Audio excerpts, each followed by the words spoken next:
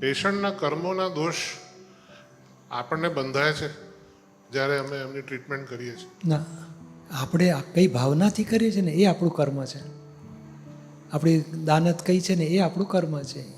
એનું કર્મ એ ભોગવે છે. આપણું કર્મ આપણે બાંધીએ, આપણે ભોગવીએ, એ આપણું જુદું હોય. એનું કર્મ જુદું. ફક્ત શું છે, નિમિત્ત નૈમિતિક હોય છે. જેમ મારે શાક વેચવું હોય ને પેલાને ખરીદવું હોય તો બે ભેગા થાય.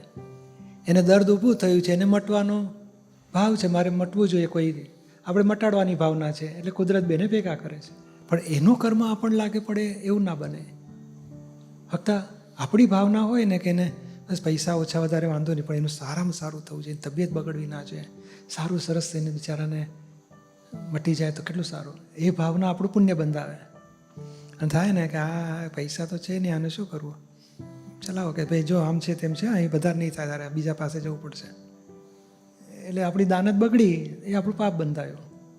અને આપણી દાનત કે પૈસા ઓછા વધારે પણ મારે એને બેસ્ટ સેવા આપવી છે તો પુણ્ય બંધાયું.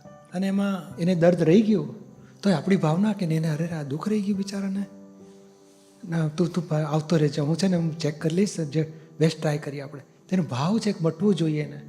પેલા નથી મટતું એ એનું કર્મનો હિસાબ છે. આપણી લાગણી છે કે એનું મટવું જ જોઈએ, મટવું જ જોઈએ. હું તું આવજે ને, હું પૈસા નહીં લઉં, પણ તારું 3-4 એક મહિનામાં 1-2 તો મળતો જ છે, હું ચેક કરી લઈશ ને બેસ્ટ આપણે એક્સરસાઇઝ કરીને સરસ થઈ જાય એવું કરી દઈશું. તો એ જે ભાવ છે ને એ પુણ્ય બંધાવે.